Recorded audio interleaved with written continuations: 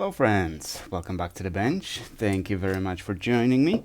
Our patient is a 96 Toyota Tacoma engine control module, which has an issue. As customer states, I have an ECM that is not functioning properly. It's getting power in, but it's not putting any out. I have no idea what that means, but that's fine. We know that the ECM just basically doesn't work. So first, let's do the visual. We also received the pinout from the customer, unusual, but I'm gonna have to get the pinout from a different source. I mean, it always comes from the same source, which is factory service manual. But the description of the pins is not, I don't get it, right? It's a little bit enigmatic, which means I need further pages from that FSM, which is fine. For now, let's just see what's inside. And on these, what can happen? Well, a lot of stuff can happen. This is 96, so not super old. But definitely capacitors are going to be shot, right? If they leaked, there's going to be corrosion, which means some traces might be damaged. That's why we have nothing on the ECM. I like the brownish goldish color of these boards. It looks pretty cool. Judging by the smell, we have a short. And this is interesting because it's built from two boards. The other Tacoma we did, that must have been 92, maybe 93.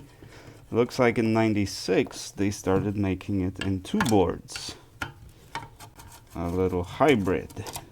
And there are cables, ribbon cables that are soldered on, which is pretty cool because we have logic on one board, so we have MCU. Those two might be, one for a powertrain module, one for transmission. So that is pretty cool. So now let's get the transistors unscrewed, or the heatsink for the power rails. And let's dig it out and take a look. It's definitely pain to disassemble it that way, but I guess they figured this is going to be better. Okay, so we have few MCUs. One looks like Denso chip, two the same Denso chip, and the third one also the same Denso chip. Okay, now let's take a look over here. Why does it smell so bad? It smells like something has burnt here. Yeah, this is probably it. It kind of smells like the capacitor leaked, right? But it doesn't look like it. Or at least, yeah, it doesn't look like it. Or at least not this one. But there are no other ones nearby. Let's see this one. Also doesn't look like it leaked. Alright, so first let's check the power rails. We have two over here. Oh, okay, now we see it. Perfect. Okay, so this one leaked, I guess. What is this? Well, it looks like we definitely have a blown capacitor. So most likely what happened here, which is weird. Why would the ceramic cap short it out? Well, it did. Oh yeah. Yeah, so we have a short most likely on this cap. What is this? Also a cap. But this one's fine. Or not. Yeah, this one is fine. Oh, because okay, we completely corroded here. But we definitely looks like have the short on this rail here. Yeah, on this rail. Okay, well, it did smell like short. As soon as I opened it, it did smell like there was gonna be short. So This looks like it's on the 5-volt rail. I'm not 100% certain, but this one likely is a 5-volt rail. Let's see here. We got 0.6 from base, and we got 0.2 from base to emitter, and collector emitter. Oh no, hang on. This will be, yeah, I'm doing it wrong, I think. But these will likely be PNP. 0.8, assuming the left one is a base, collector, and emitter here. Yeah, this seems kind of low, but I need to take a look at those transistors, because usually on power rails we have PNPs. 1453. I know this transistor. I have plenty in stock. Well, pull-ups, obviously. They don't sell them anymore. Now the question is, because that's why we have, oh, look at that. Yeah, we're gonna have to retrace the board. So it looks like this cap cut short. I was under the impression that this cap has leaked, and maybe that is it. But I don't see any, look here. I don't see any signs of corrosion over here. And that's what I would expect, but there is a green. Yeah, there's a green thing. So it looks like it leaked on this terminal here, and it went to these caps. Now, it surrounded the caps, which created a, maybe not dead short, but the current started flowing across this cap through the electrolyte, because that's what the electrolyte is there for. It is going to conduct. Which means it started corroding everything around it, as you can see, and it created a nasty mixture of electrolyte, conformal coating, and corroded copper and broken board, burnt board. So it started burning essentially. That's why we see the signs of burning. And one terminal completely flew off. The board, yeah. So there you go. Looks like one terminal just desoldered, or did it break off too? There's too much corrosion. Where does it go? That's gonna be, okay, I think, yeah, that should be, no? Oh, crap. That's gonna be difficult now. That's gonna be very difficult because I don't know where the traces are going. So we have negative, positive here, but where did this terminal connect to and how? That's the question. That is not good at all. Because other than that, I don't see much damage anywhere. But since we have short over here, then obviously ECM is going to take power. Yeah, and all that power is going to go through this cap. And yeah, it's not going to output anything, meaning the car is not going to start. There's going to be no ignition, no injection, nothing. Probably the car is completely dead. So the relay turns on, but nothing else, right? So maybe the lights go on or something, but nothing. Probably not even crank, most likely. But this is how, if you want to give me some background on what's wrong with the ECM, I just stick to the what you can see, how the car behaves, right? Because saying that the ECM doesn't output anything tells me nothing. If you tell me that, you know, I turn the key and the car is dead, or there's a crank but no start, or maybe you confirm that there's no injector signal, no ignition signal, or some fans turn on, or, you know, some codes that you have, all that kind of stuff, that's useful. But in most cases, like in this one, usually the damage is visible. But this is going to be a big problem because I don't know where those caps are going. I mean, I do know that this one is across, that's why it doesn't work. This one is across the power rail, right? So this pad and this pad, which connects to this chip. We're going to have to take a look at that chip, see what's up with that one, what's it responsible for, and whether it works. But this cap over here, I have no idea. Should there be trace between here and here? No idea. Let's see the other side. Maybe there should be connection between here and here. Okay, let's throw it in the ultrasonic cleaner, get it cleaned up, see if we can find anything.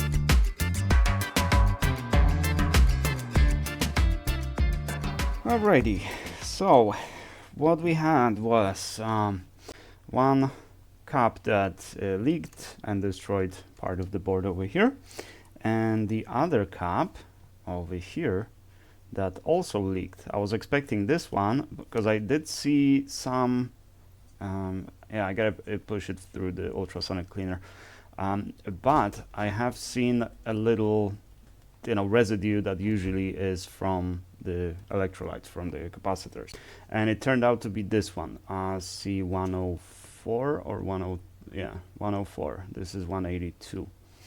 So the short is gone, right? Yeah, this doesn't look better than factory, but it will work. So I did some measurements, and the one thing that caught my attention here, let's see if I can show you. So here we have roughly 130 millivolt voltage drop on this rail. So this seemed a little bit suspicious to me because it is going to the logic, right? So it looks like it's supplying logic. That is roughly 350 ohms, which is not a short, and it does make sense since it's logic, right? It's low voltage side. It does make sense that the resistance is low, but I still injected 0.8 volts just to make sure. 0.8 volts grabbed 0. Well, like 2 milliamps, I think. Like 1 or 2 milliamps, something like that. So essentially it's not a short. It looks okay. It should be fine. I just wasn't sure about it because I've never seen such low reading on power rails on Subaru or Mazda, but looks like on Toyota it should be fine. I don't do a lot of these, unfortunately, or so far I haven't done a lot of these, so I don't have as much knowledge about the readings and stuff as I do with other ECMs that I've done plenty of. So this looks fine to me. I measured all the transistors as well. And also a little bit puzzling, some of them, if they were on Mazda or Subaru, I would expect them to be either leaky or degraded junction. But on this one, I don't want to replace them because I don't know if they should have this reading or not. It's not super abnormal, right? It's a little bit, again, if this was on Subaru, it would be abnormal. But on this one, it might be fine.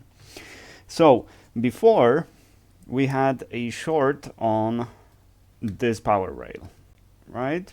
So there was a short between those two power rails. So it actually wasn't, no, it was also short to ground. Yeah, this rail was shorted to ground. So the ECM wouldn't work entirely. right? It would just not turn on. Now it will.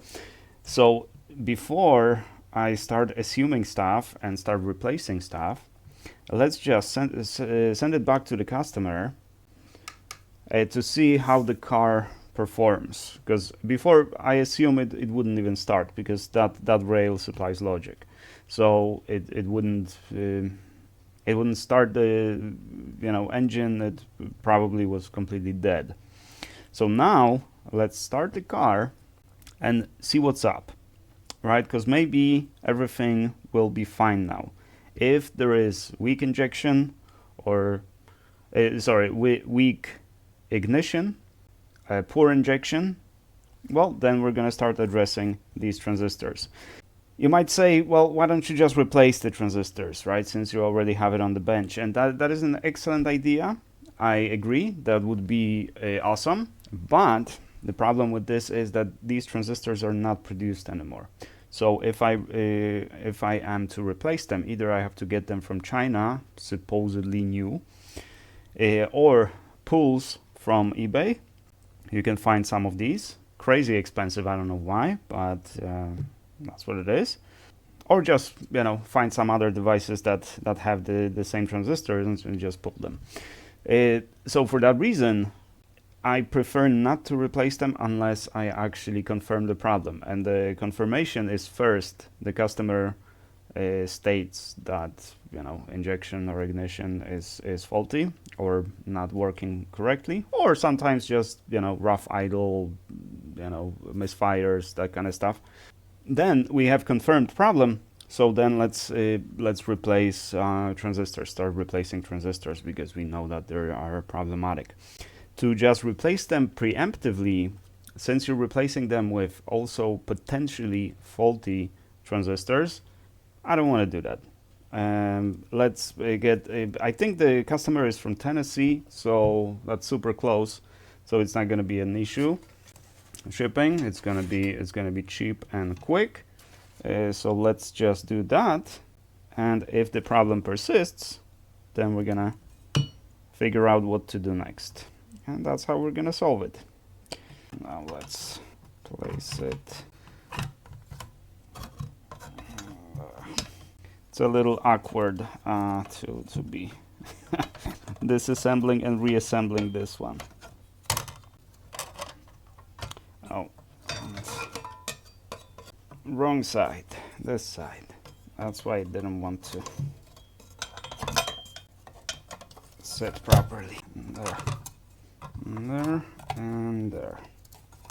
Okay, so that's how it's built, right? 2 boards, which is actually pretty good. That the majority of the logic and stuff is on this side. So in rare cases, if you have like so much physical damage to this board, the output stage essentially and power supply, but this board is perfectly fine because it is separate. Then you can just desolder this board and replace this one, which is pretty good, because typically when stuff happens to the ECMs where the board is not recoverable, right, either flood damage or extreme corrosion, that kind of stuff, then all you can do is just replace the entire ECM. And in this case, you can replace one of 2 boards, which is sounds good to me, actually. It's not bad. Not bad. Alrighty, we're gonna ship it back to the customer and listen for a feedback. Hopefully it will work just fine. If not, it's gonna come back and we're gonna address whatever issues we got from the testimony of the customer. Alrighty, fellas, thank you very much for watching. Hope you found this useful, and I shall see you guys